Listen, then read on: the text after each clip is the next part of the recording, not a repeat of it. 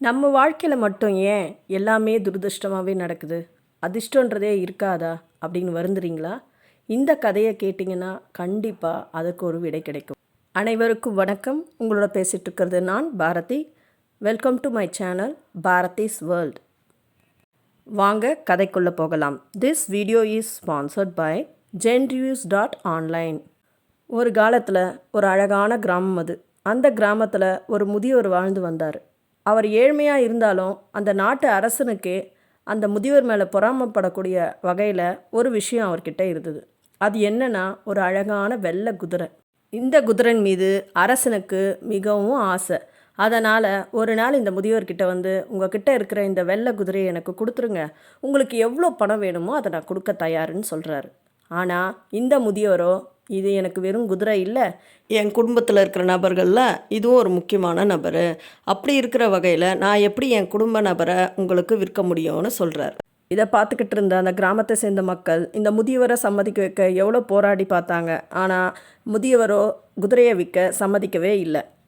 இப்படியே சில வாரங்கள் கழிஞ்ச நிலையில் திடீர்னு ஒரு நாள் குதிரை கட்டி வச்சிருந்த இடத்துல இல்லை. இதை கண்ட கிராம மக்கள் அந்த முதியவர்கிட்ட வந்து, முதியவரே, நீங்கள் ஒரு சரியான முட்டாள், அன்றைக்கே இந்த குதிரை திருடு போகும்னு எங்களுக்கு தெரியும். நீ இந்த குதிரையை அரசருக்கு விற்றுருந்தா நீ பெரிய பணக்காரராக ஆயிருக்கலாம், இன்றைக்கி எல்லா வசதியும் உனக்கு கிடச்சிருக்கும். ஆனால் இது உன் துரதிர்ஷ்டம்தான் சொல்லணும் அப்படின்னு சிரிக்கிறாங்க. இதை கேட்ட முதியவர், ஒன்றா குதிரை அங்கே இல்லைன்னு சொல்லுங்கள், அதுக்குன்னு இது அதிர்ஷ்டம் துரதிர்ஷ்டம்னு நீங்கள் யாரும் அதை கணிக்க வேண்டாம் அப்படின்னு சொல்கிறார். ஆனால் உண்மையில் அந்த குதிரை திருடு போகவே இல்லை.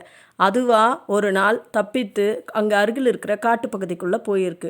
அது மீண்டும் சில நாட்களில் ஒரு 12 குதிரையோட திரும்பி அதே முதியவர் வீட்டுக்கு வருது.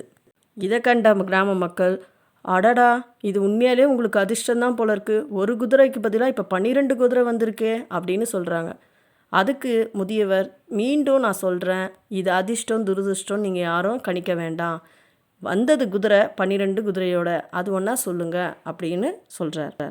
இப்போ அந்த முதியவருக்கு இருந்த ஒரே மகன் என்ன செய்கிறாருன்னா, அந்த 12 குதிரைகளுக்கும் பயிற்சி கொடுக்க ஆரம்பிக்கிறார். அந்த சமயத்தில் அவன் மேலேருந்து கீழே விழுந்து அவன் காலும் அடிபட்டு உடஞ்சிடுது. இதை கண்ட கிராம மக்கள், முதியவரே, உனக்குன்னு இருந்த ஒரே சப்போர்ட்டு உங்கள் பையன்தான், அவன்தான் உங்களை பிற்காலத்தில் காப்பாற்றுவான்னு நினச்சோம், ஆனால் அவனுடைய காலே உடஞ்சி இன்றைக்கி உங்களுக்கு உதவிக்கு இல்லாமல் போயிட்டான், இது உங்கள் துரதிர்ஷ்டம் தான் நினைக்கிறோம் அப்படின்னு சொல்கிறாங்க. அதுக்கு முதியவர், யாருக்கு தெரியும் இது அதிர்ஷ்டமா துரதிர்ஷ்டமானு சொல்கிறார். ஒரு சில நாட்களிலே அந்த நாட்டுக்கும் அதுக்கு அடுத்த நாட்டிற்கும் இடையே ஒரு பெரிய போர் மூழுது. அப்போது கிராமத்தில் இருந்த ஒவ்வொரு குடும்பத்தில் இருந்தும் ஒரு நபர் போரில் கலந்துக்கணும்னு அறிவிப்பு வருது. ஆனால் இந்த முதியோருடைய மகன் மட்டும் போரில் கலந்துக்க முடியல. இதை கண்ட அந்த கிராம மக்கள், ஐயோ, உங்கள் பையனுக்கு அதிர்ஷ்டமே இல்லை, அதனால தான் போரில் கூட கலந்துக்கல அப்படின்னு சொன்னாங்க. அப்போவும் முதியவர், யாருக்கு தெரியும் இது அதிர்ஷ்டமா துரதிர்ஷ்டமான்ட்டு அப்படின்னு சொல்கிறார்.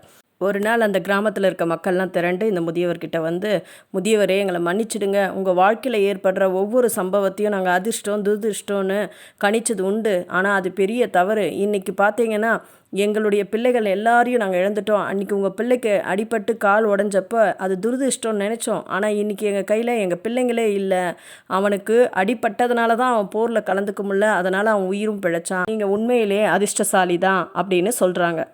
அதுக்கு அந்த முதியவர், என் மகன் உயிரோடு இருக்கிறான்னு ஒன்றா சொல்லுங்கள், ஆனால் அதுக்கு மீண்டும் நீங்கள் அதிர்ஷ்டம் துரதிர்ஷ்டம்னு கணிக்க வேண்டாம் அப்படின்னு சொல்கிறார். இப்படி தாங்க நம்ம வாழ்க்கையில் நம்மளுக்கு ஏற்படுற சம்பவங்கள் பலவற்றையும் நம்ம இது சரியாக நடந்துச்சு, இல்லை இது தவறாக நடந்துருச்சு, இதில் அதிர்ஷ்டம் இருக்குது, இதில் துரதிர்ஷ்டம் இருக்குதுன்னு நம்ம பிரிக்கிறது உண்டு. ஒரு காரியம் நம்மளுக்கு சாதகமாக அமைஞ்சிட்டா அதை நம்ம அதிர்ஷ்டம்னோ, அதே நம்மளுக்கு பாதகமாக அமைஞ்சால் அதை துரதிர்ஷ்டம்னு நம்ம சொல்கிறோம். ஆனால் உண்மையில் பார்த்தாக்கா, இன்றைக்கி நல்லதுன்னு படுற ஒரு விஷயம் கொஞ்ச நாள் பொறுத்து பார்க்கும்போது, ஐயோ, அது அன்றைக்கி நடந்ததுனால இப்படி ஆயிடுச்சேன்னு வருத்தப்படுவதும் உண்டு. ஆனால் அதே சமயத்தில் இன்றைக்கி ஒரு கெட்ட விஷயம், நம்மளுக்கு பிடிக்காத ஒரு விஷயம் நடந்திருக்கலாம், ஆனால் சில நாட்களுக்கு பிறகு நீங்கள் போய் பார்த்தீங்கன்னா அது உங்களுக்கு ஒரு பெரிய சந்தோஷத்தை கொடுக்குற ஒரு உயர்ந்த நிலைக்கு கொண்டு போகும். அதனால் இந்த கதையின் மூலமாக நம்ம வாழ்க்கையில் ஏற்படுற எந்த ஒரு சம்பவத்தையும் இது அதிர்ஷ்டம் இது துரதிர்ஷ்டம்னு பிரிக்காமல் அதனுடைய போக்கிலேயே விட்டால் நாம் ஒரு நிம்மதியான வாழ்க்கையை வாழ முடியுன்றதை தெரிஞ்சுக்கலாம். இந்த வீடியோ பிடிச்சிருந்தால் லைக் பண்ணுங்கள், தேவைப்படுறவங்களுக்கு ஷேர் பண்ணுங்கள். இப்போ தான் நம்ம சேனலை முதல் முறையாக பார்க்குறீங்கன்னா சப்ஸ்கிரைப் பண்ணிக்கோங்க. மீண்டும் உங்களை அடுத்த பதிவில் சந்திக்கிறேன். நன்றி, வணக்கம்.